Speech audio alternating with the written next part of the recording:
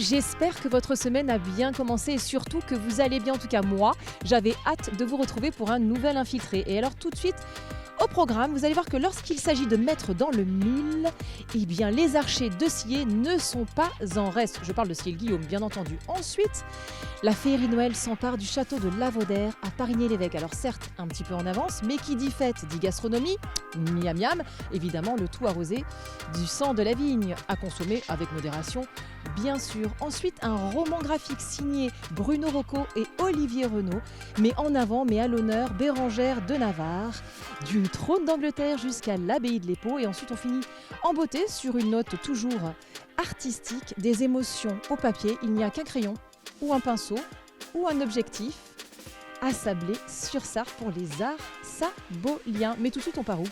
Ah bah oui, on part à Sillé-le-Guillaume. Allez! Un bon archer atteint sa cible avant même d'avoir tiré. C'est pas moi qui le dis, c'est un proverbe. En tout cas, ici, ce matin, vous allez voir que pour certains, la précision est une simple formalité. De véritables Guillaume Tell, vous savez, la pomme, en plein dans le mille. J'ai l'impression que la référence pour certains, on n'y est pas, mais c'est normal, vous êtes jeunes. Mais c'est pas grave, vous allez voir, c'est magnifique. Allez, c'est parti. Nous sommes arrivés à Sillé-le-Guillaume pour le concours départemental. Oui, le championnat départemental de tir à l'arc qui se déroule cette année à Sillé-le-Guillaume. Voilà, alors nous sommes avec Nathalie Bécu. Nathalie Bécu qui est donc la présidente de l'association, n'est-ce pas? Voilà, c'est tout à fait ça, présidente depuis 2 ans maintenant. Alors Nathalie, expliquez-nous. Alors là, évidemment, c'est le dimanche matin, ça frémit, ça n'a pas encore commencé, les hostilités n'ont pas encore commencé. Non, pas encore.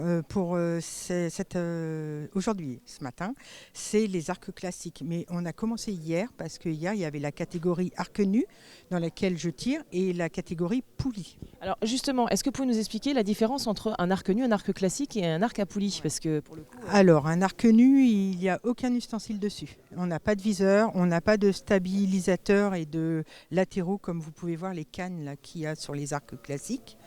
Et les poulies, c'est un arc où on a 2 petites poulies, une en haut, une en bas. Et viseur, stab aussi. Donc eux, quand ils visent les cibles, ils voient très bien le jaune parce qu'ils ont le viseur. Nous, en arc nu, notre viseur, c'est nos doigts parce qu'on les descend sur la corde ou on les monte pour pouvoir atteindre le jaune. et est-ce qu'il y a une différence de gabarit entre les arcs ou pas du tout? Et en fait, la différence, c'est la puissance. Donc on a des archers qui vont tirer 24, 26, 28. Moi, je tire 30 livres, par exemple. Qui correspond à quoi? Ça correspond à un nombre certain de kilos. Donc en fait, quand on tire sur la corde, on va tirer pendant 60 fois 30 livres. Les arcs à poulie, eux, ils peuvent aller jusqu'à 60 livres. Donc c'est énorme. C'est une puissance. Il faut vraiment avoir le muscle quoi, pour le faire. Parce que nous, non. Moi, je peux Donc pas. c'est plus les hommes qui vont tirer ou n'est pas nécessairement? Non, pas nécessairement. Il y a des femmes qui tirent 50, 57 livres. En poulie, oui, il n'y a pas de problème. Et il y a une distance légale par rapport à la cible? Elle est pour tous la même ou pas du tout? Oui, elle est pour tous la même. Quand on est en salle, c'est 18 mètres. Et quand on est en extérieur, c'est 50, 60 et 70. Et alors par exemple aujourd'hui, ce ne sont que des participants qui font partie du club ou pas du tout? Ah non, pas du tout. C'est tout le département de la Sarthe puisque c'est le championnat départemental.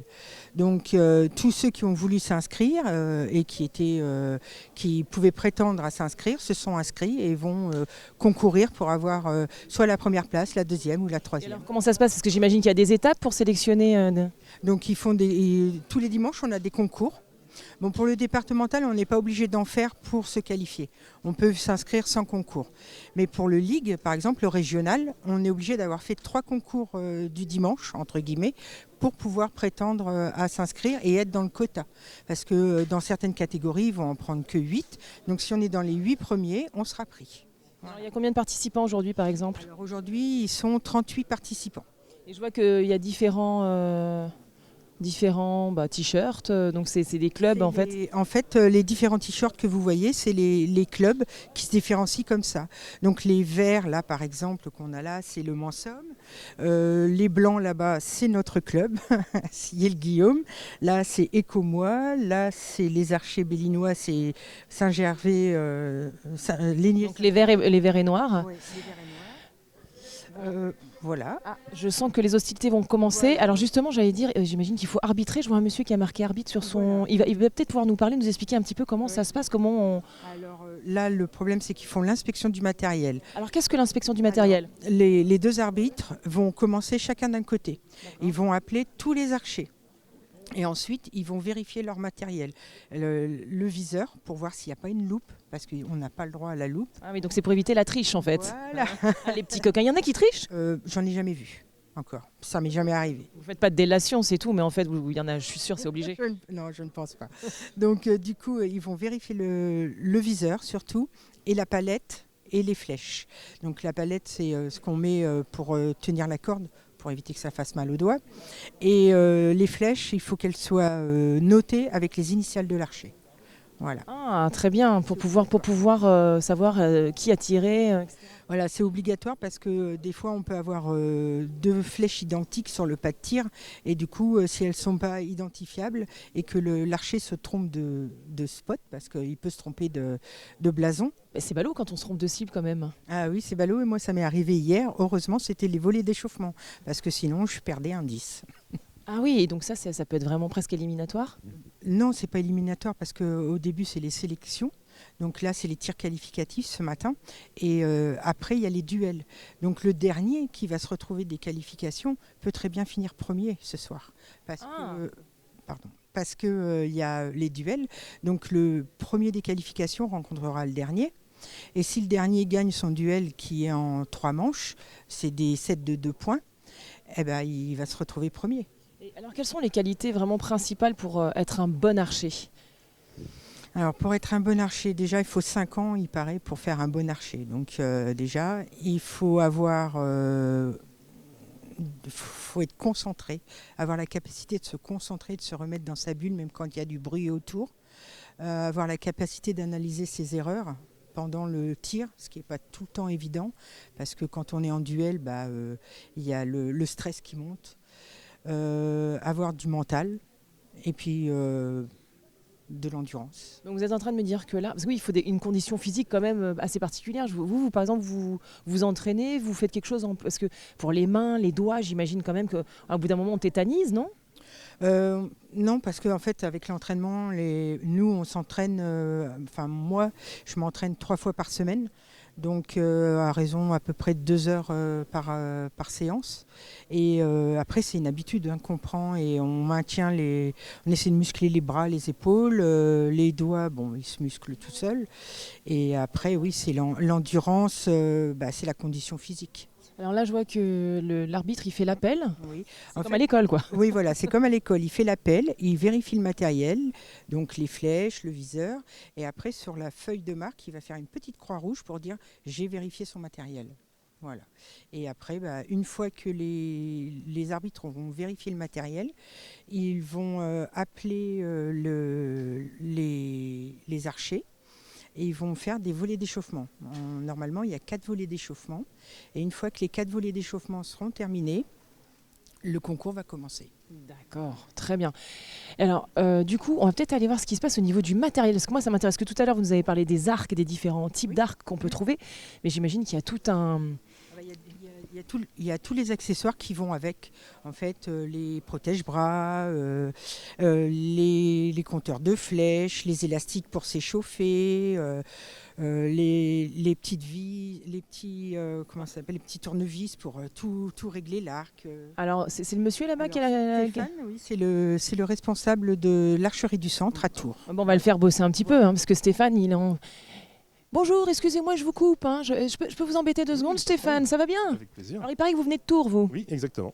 Alors, expliquez-nous, parce qu'on parle depuis tout à l'heure des arcs, les différents arcs et tout ça, mais vous avez tout le matériel qui va avec, il paraît. Tout à fait. Alors, est-ce que vous voulez bien me faire un petit inventaire pour nos téléspectateurs et téléspectatrices, nous expliquer à quoi ça sert tout ça? Eh bien oui, allons-y. Allons-y. Allons-y.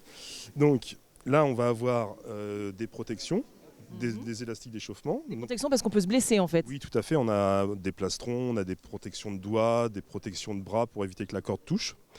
Là, on va avoir des arcs, des poignées, des branches. Alors, quelle est la différence entre celle-ci et celle-ci par exemple? Là, par exemple, celle-ci est en carbone.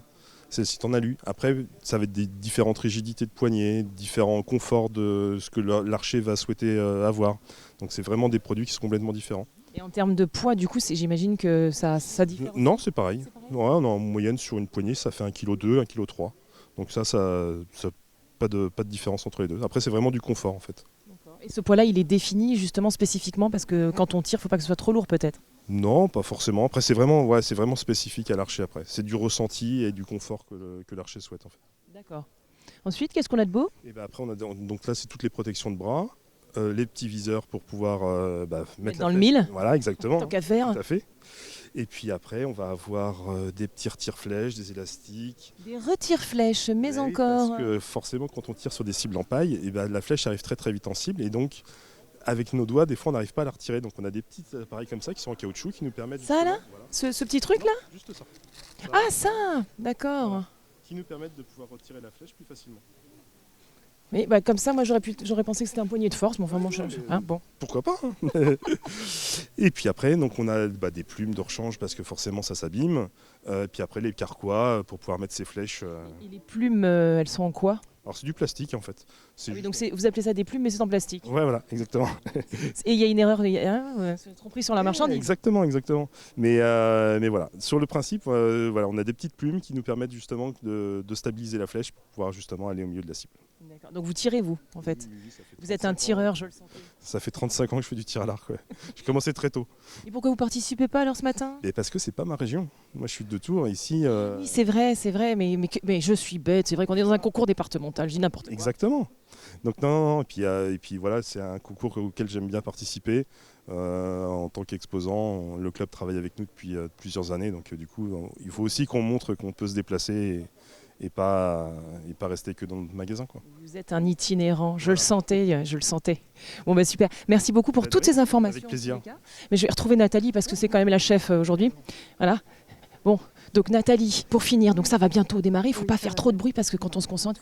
Voilà, quand on essaye, il peut y avoir du bruit sur le pas de tir, mais il faut essayer de faire le silence pour respecter les archers.